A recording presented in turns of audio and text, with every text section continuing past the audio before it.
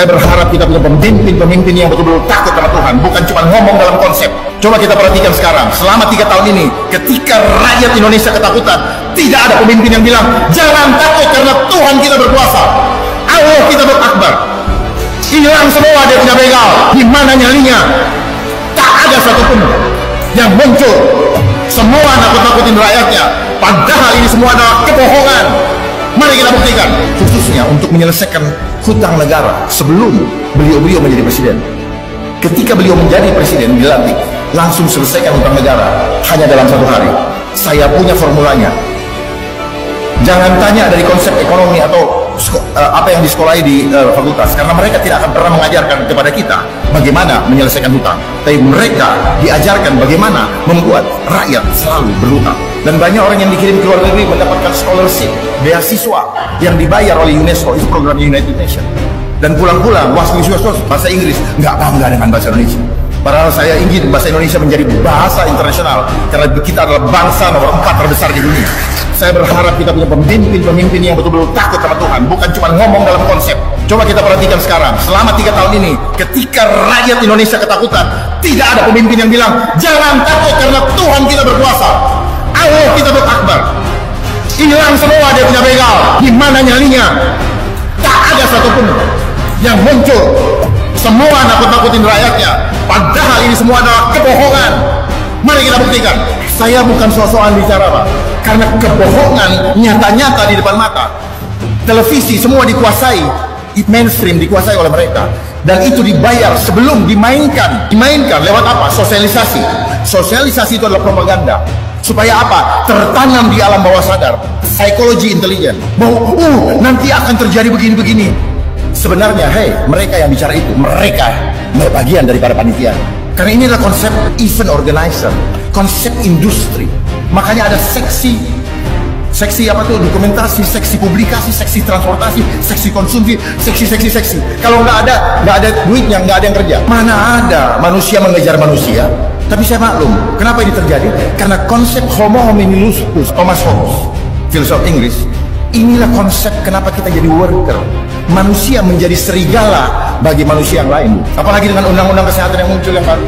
Ini adalah undang-undang kejahatan kemanusiaan yang mengkudeta otoritas Tuhan di dalam diri manusia. Tuhan tidak ada lagi.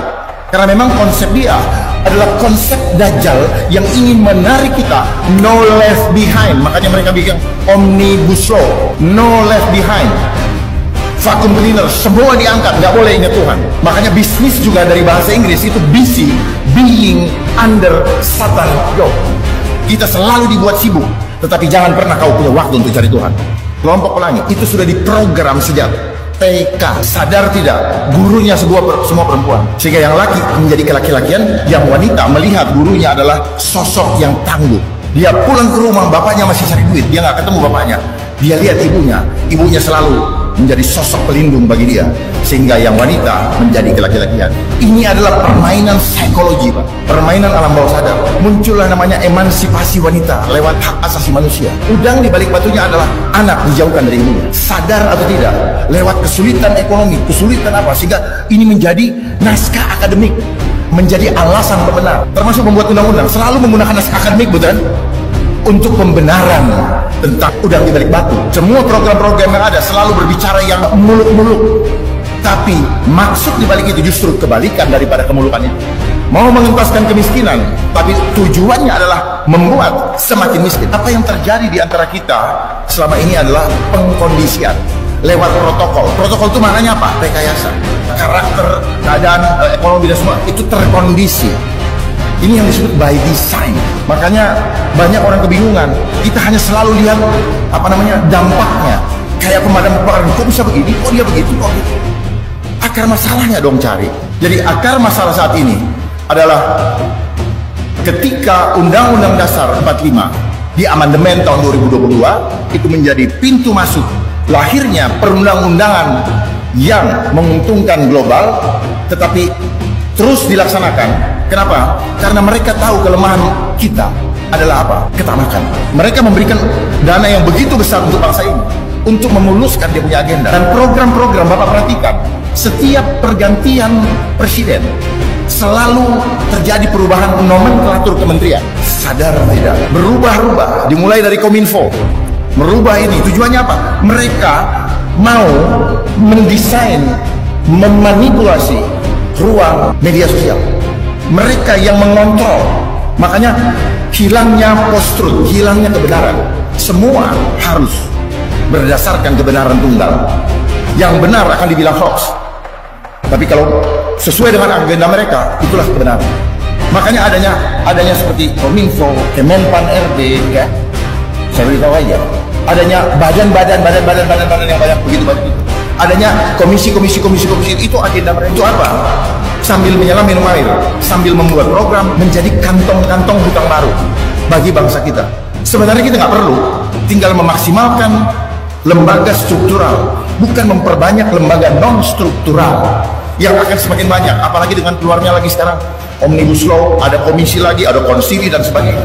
Dan kita punya, saya mau jawab formula khususnya untuk menyelesaikan hutang negara sebelum beliau menjadi presiden. Ketika beliau menjadi presiden, dilantik, langsung selesaikan hutang negara hanya dalam 1 hari. Saya punya formulanya.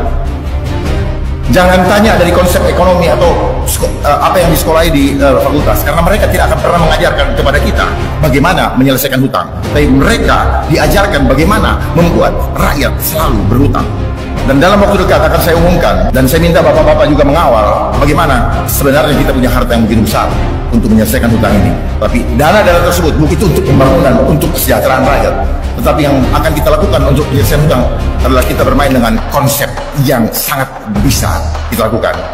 Asal negara mempunyai political will yang sungguh-sungguh ingin menyelesaikan hutang untuk mengembalikan kedaulatan rakyat sebagai pemegang tertinggi di bangsa ini.